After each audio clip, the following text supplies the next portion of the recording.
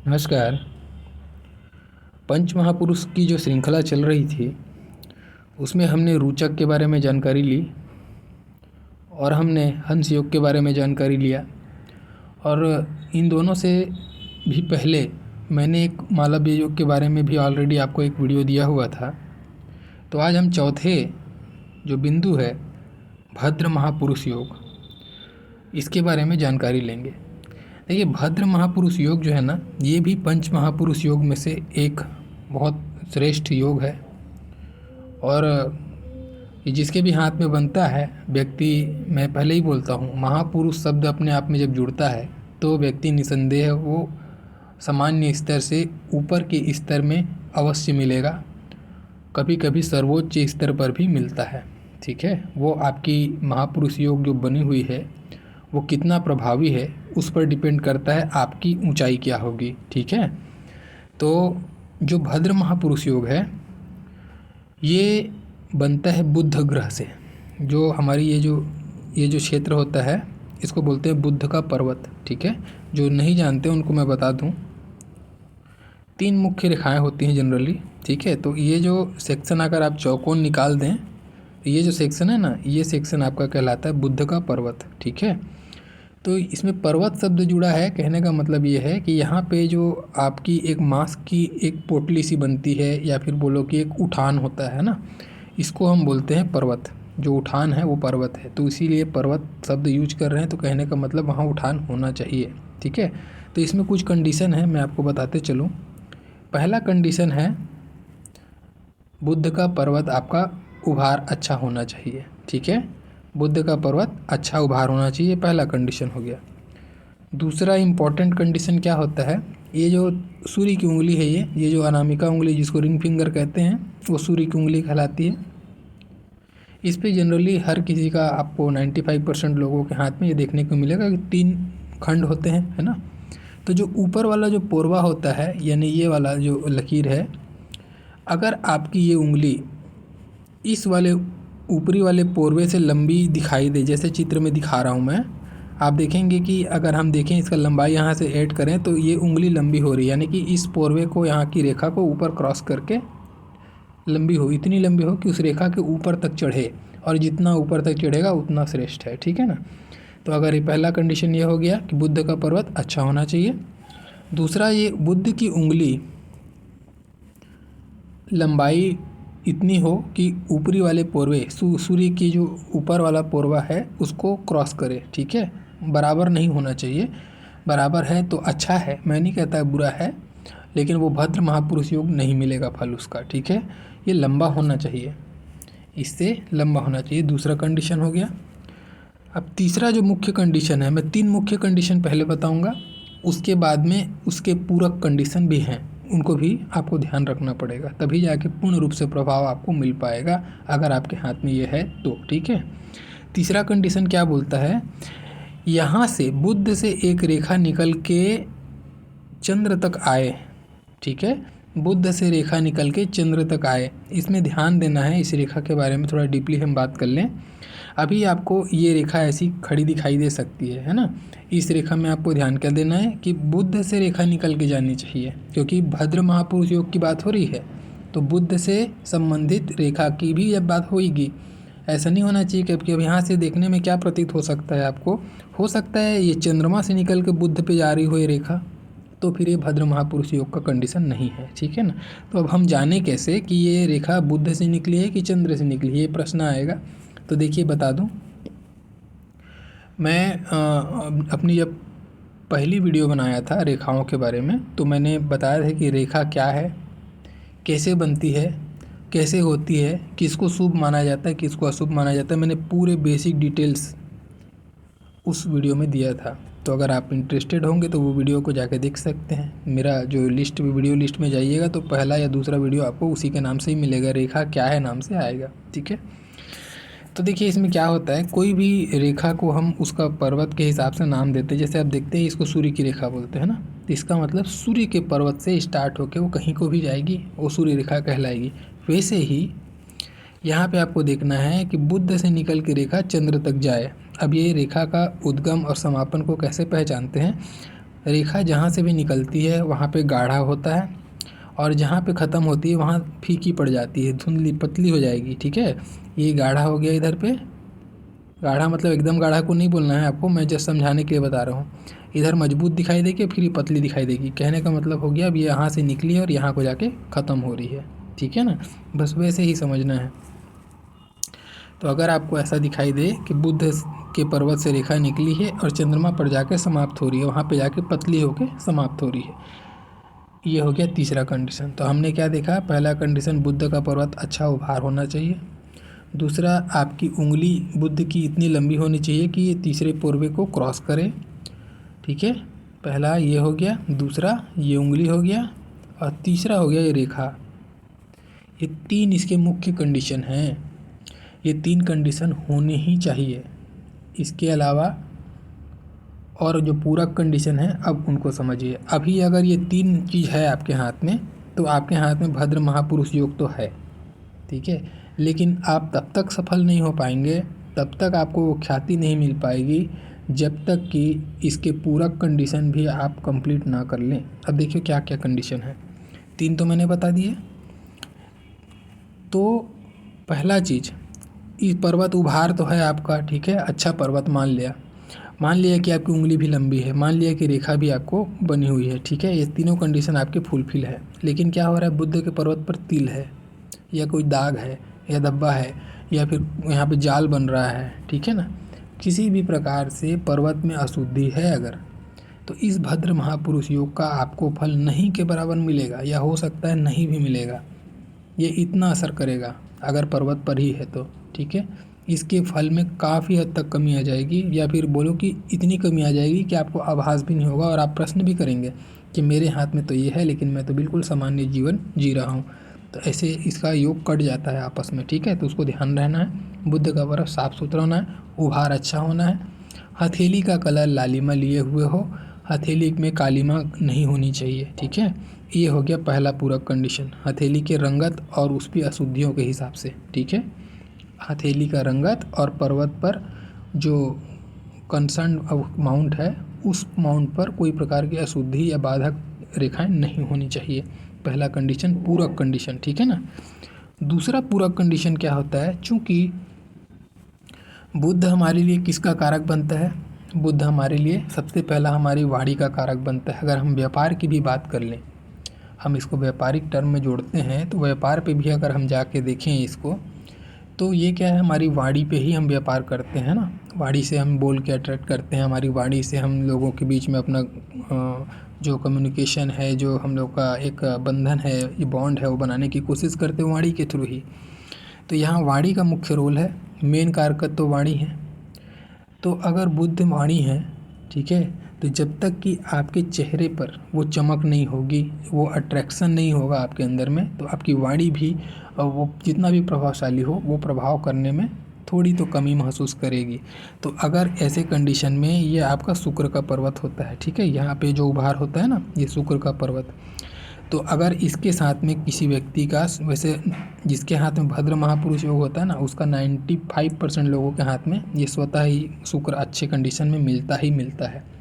लेकिन कभी कभी ऐसा अपवादी की स्थिति बनती है कि शुक्र अच्छा नहीं है, शुक्र खराब है ऐसे व्यक्ति का, तो उसके फलों में न्यूनता आती है। ठीक है, मैं नहीं बोलता कि कट जाता है, कटता नहीं है, फल मिलेगा लेकिन काफ़ी कम मिलता है। ठीक है ना, तो बुद्ध के साथ में शुक्र का भी होना अच्छा होना ज़रूरी है, तब जाके ये कंप्लीट आपको फल मिलेगा और बहुत अच्छा फल मिलेगा। इसका एक और लॉजिक भी है, दूसरा भी मैं लॉजिक आपको बता दूं, बुद्ध और शुक्र का कॉम्बिनेशन में क्यों बोलता हूँ। देखिए, बुद्ध आपकी वाणी का कारक है ना, वैसे ही बुद्ध आपके शरीर में आपकी त्वचा का भी कारक बनता है। ठीक है, आपके अंदर में आपका जो स्किन है ना, जो आपके स्किन में जो ग्लेजिंग है, जो चार्म है आप चेहरे का, वो बुद्ध के कारण से होता है। तो अब देखो यहाँ पे आपकी स्किन यानी कि आपकी त्वचा का कारक बुद्ध बन रहा है, और आपके अंदर में जो अट्रैक्शन है, जो आपके चेहरे में एक जो आकर्षण है, जो केंद्र है आकर्षण का, जो लोगों को दूसरे लोगों के आँखों में दिखता है, जो दूसरे लोग देख के अट्रैक्ट होते हैं, वो आपका शुक्र है। ठीक है, जिसका शुक्र अच्छा होता है ना, उसकी तरफ में लोग अट्रैक्ट हो जाते हैं। ये हम बोलते हैं ना, फेम का काम करता है शुक्र, लोगों के बीच में आपको उभारेगा, आपको एक मतलब लोगों का अटेंशन देता है ये शुक्र जिसका अच्छा होता है। तो इसको आप त्वचा जोड़ रहे हैं तो इसको यौवन से जोड़ लो, ठीक है। अगर यौवन नहीं जोड़ना चाहते हैं तो आप अट्रैक्शन को समझो, ठीक है। तो आप दिखने में कैसे हैं वो आपको बुध बता रहा है, फिजिकल अपीयरेंस को, और ये उसमें अट्रैक्शन को बता रहा है। तो दोनों का कॉम्बिनेशन बहुत क्लोज है, इस चीज़ को हमको समझना पड़ेगा। इसीलिए भी कहा जाता है, बाकी सारी चीज़ों को इसको जब जोड़ेंगे ना आप, तो ये इसलिए कहा जाता है भद्र महापुरुष में ये कंडीशन पूरक कंडीशन में रखा गया है, किंतु इसको मुख्य कंडीशन में रहना चाहिए, मेरा ऐसा मानना है, ठीक है। फिर भी जैसा मानना है तो ठीक है, अब जो है वो है। शुक्र के हिसाब से और बुध के हिसाब से अगर दोनों पर्वत आपके अच्छे हैं, और बाकी जो 3 मुख्य कंडीशन जो मैंने ऑलरेडी पहले डिस्कस किया वो हैं, और ये कंडीशन है, तो आपको फल अति उत्तम कंडीशन में मिलेगा, बहुत अच्छे कंडीशन में फल मिलेगा, ठीक है। भद्र महापुरुष योग का संपूर्ण फल आपको प्राप्त होगा, ठीक है। तो अब यहाँ पे हमने क्या क्या देखा, हमने देखा पर्वत की स्थिति, ठीक है, हमने देखा उंगली की स्थिति, हमने देखा रेखा की स्थिति। अभी यहाँ पे कन्फ्यूजन क्या आएगी, अब रेखा के बारे में जो मैं बता रहा हूँ उसको बड़ी ध्यान से समझने की कोशिश कीजिएगा, ठीक है। क्योंकि अब ये रेखा लोगों को कन्फ्यूजन क्या होती है, अभी मैंने कहा कि बुध से चंद्र की कनेक्शन होनी चाहिए, ठीक है ना। अभी ये कंडीशन ऐसा बनी, ये तो सीधी रेखा हो गई। अभी मान लो ये रेखा ऐसे बनती है, तो क्या ये भद्र महापुरुष योग है?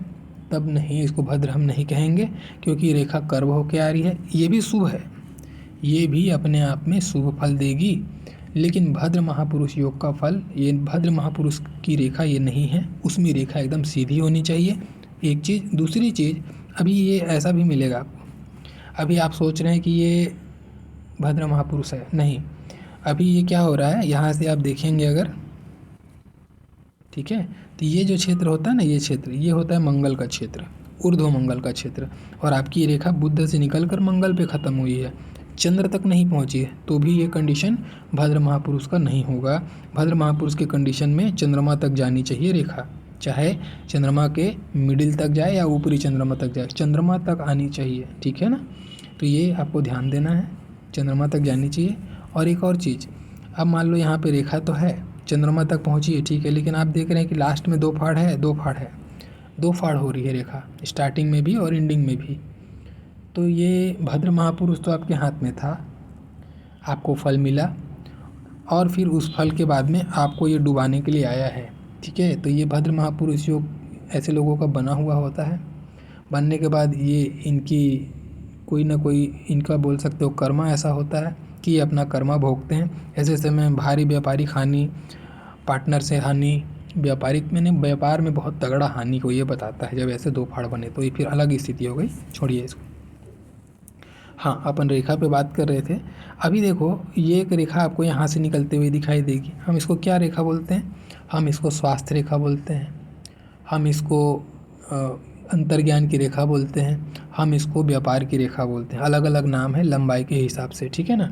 यानी कि है तो ये भी बुध की रेखा, है तो ये भी बुध की रेखा, अगर बुध पर्वत तक पहुँच रही है तो, ठीक है ना। तो इसको हमको भद्र महापुरुष योग में सम्मिलित नहीं करना है, क्यों? क्योंकि इसका एंडिंग और स्टार्टिंग कहाँ से हो रहा है, बुध से स्टार्ट होके मान ले राहु पे ख़त्म हो रहा है, या फिर हो सकता है जीवन रेखा पे ख़त्म हो रहा होगा, जैसा भी होगा। तो यहाँ पे तो ये स्थिति नहीं बनी, इसमें क्या है कंडीशन, बुध से चंद्र का कनेक्शन होना चाहिए, ठीक है ना। तो इसको आपको ये रेखा को इंक्लूड नहीं करना है, ये भद्र महापुरुष योग का निशानी नहीं है। भद्र महापुरुष योग में चंद्र से बुध से चंद्र का कनेक्शन जरूरी है, इसमें और बाकी चीज़ों का नहीं देखना है आपको, ठीक है।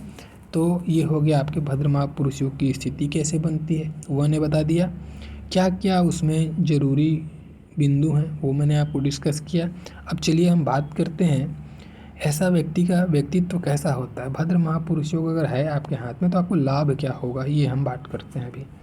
देखिए, हम सबसे पहले हम देखते हैं क्या, जैसे मैंने आपको बताया ना, वाणी, ये जो वाणी है ना, ये बहुत ही अद्भुत चीज़ है, बनता हुआ काम बिगाड़ देती है तो बिगड़ा हुआ काम बना देती है। हमारे शब्दों में वो ताकत होती है, शब्द इतने बड़ी औजार है या इतना बड़ा दवाई है कि हर चीज़ को ये जोड़ सकता है तो तोड़ भी सकता है ना। तो अभी क्या होता है, ऐसे लोगों की वाणी बड़ी ज़बरदस्त होती है, बहुत प्रभावशाली वाणी व्यक्तित्व को लेके जन्मते हैं। वाणी भी इनकी इतनी अच्छी होती है कि न सुनने वाला व्यक्ति भी खड़ा होकर सुन के इनकी बात न मानने वाला व्यक्ति भी मान जाता है। तो ये इनकी वाणी में वो डिप्लोमेसी होती है, ठीक है। बहुत सूझबूझ कर लोग क्या सुनना चाहते हैं ऐसी वाणी ये बोलते हैं, तो लोग को अट्रैक्ट करने वाली जो परिस्थिति है ये बहुत जल्दी निर्माण कर लेते हैं। तो ऐसा व्यक्ति जो होता है ना, अपने शत्रुओं का काल होता है ये। अब मैं देखो इसमें शत्रु शब्द मैं जोड़ रहा हूँ, क्यों ऐसा बोल रहा हूँ, क्योंकि ऐसा व्यक्ति का रास्ते पे जो भी आएगा ना, तो ये अपने शत्रु को अपनी बातों में ऐसे उलझा लेंगे कि उसको पता ही नहीं चलेगा और ये बंदा उससे काम निकाल के भी निकल जाएगा अपना। तो ऐसे जो व्यक्ति होते हैं ये शत्रुओं का नाश करने वाले होते हैं। प्रखर व्यक्तित्व तो इनका होता है, बहुत बुद्धि, क्योंकि बुद्ध बुद्धि का कारक है ना, बहुत पैनी बुद्धि वाला होता है। कितना भी जटिल परिस्थिति आ जाए, कितना भी जटिल काम हो जाए, कितना भी असंभव सा लगने वाला काम हो जाए जो नहीं हो सकता है, ऐसे व्यक्ति के हाथ में सौंप दीजिए, वो कैसे भी करके निकाल लेगा। क्यों निकाल लेगा, क्योंकि मैंने कहा ना बुद्ध की उंगली लंबी होनी चाहिए, मैंने कहा था। अब लंबी उंगली क्या बताती है, आपके मैनेजमेंट की स्किल को, आपके अंदर मैनेजमेंट की क्षमता कितनी है। अब वो मैनेजमेंट सभी चीज़ों पर मैनेजमेंट है ना। तो ऐसे लोग मैनेज कर लेते हैं, कितना भी परिस्थिति कैसा भी हो उसको अपने अकॉर्डिंग मैनेज करके वहाँ से अपना काम निकाल लेना, ये बहुत अच्छी स्थिति है। ऐसे समय में ऐसा व्यक्ति कर जाता है। अब चूँकि व्यापार का भी कारक है, ठीक है, व्यापार का भी कारक है, तो व्यापार में ऐसे लोग अत्यंत सफल देखे जाते हैं।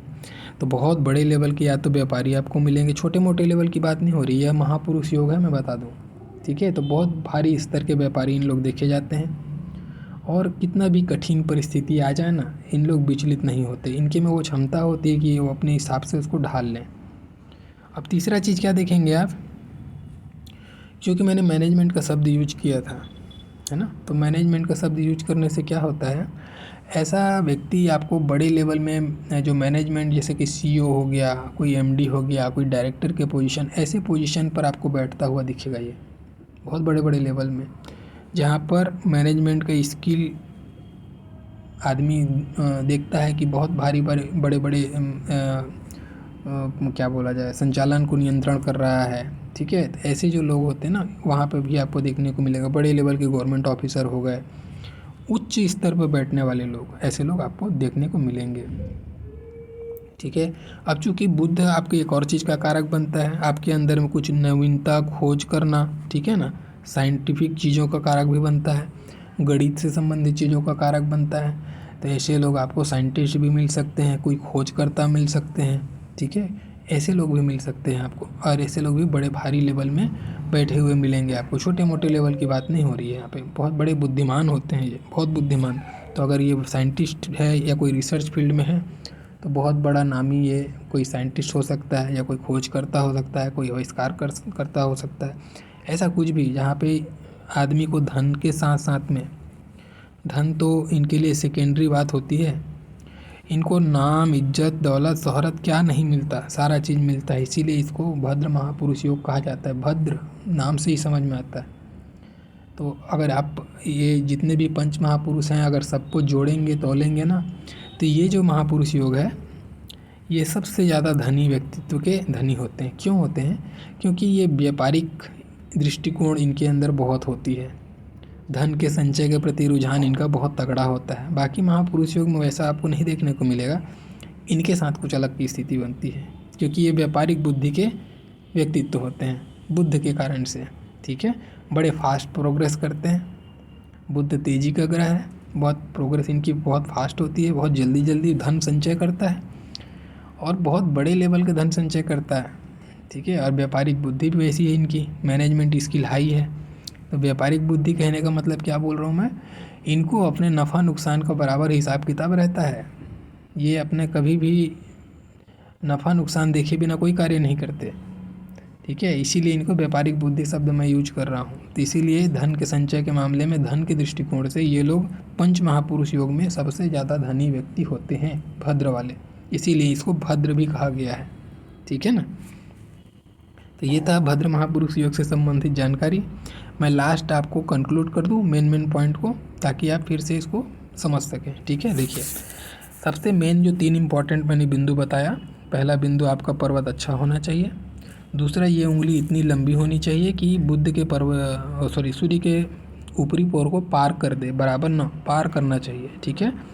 तीसरा चीज़, एक रेखा होनी चाहिए जो बुद्ध से निकलकर चंद्र तक जाए, बीच में रुकनी नहीं चाहिए, टूट टूट के नहीं चलनी चाहिए, सीधी स्पष्ट रेखा होनी चाहिए। ये हो गए 3 मुख्य कंडीशन भद्र महापुरुष योग के, ठीक है। अब भद्र महापुरुष योग के साथ में कुछ पूरक कंडीशन है। पहला तो हाथ की रंगत और बुद्ध का पर्वत की शुद्धि, ठीक है, शुद्ध बुद्ध का पर्वत होना चाहिए और हाथ का रंगत साफ सफाई होना चाहिए। दूसरा पूरक कंडीशन, शुक्र का जो पर्वत है ये उभार होना चाहिए, ठीक है। और इनके साथ में जो तीसरा पूरक कंडीशन मैं डिस्कस शायद नहीं किया, वो तीसरा पूरक कंडीशन है कि भाग्य रेखा अच्छी होनी चाहिए। अच्छी नहीं भी है तो कम से कम भाग्य रेखा होनी चाहिए।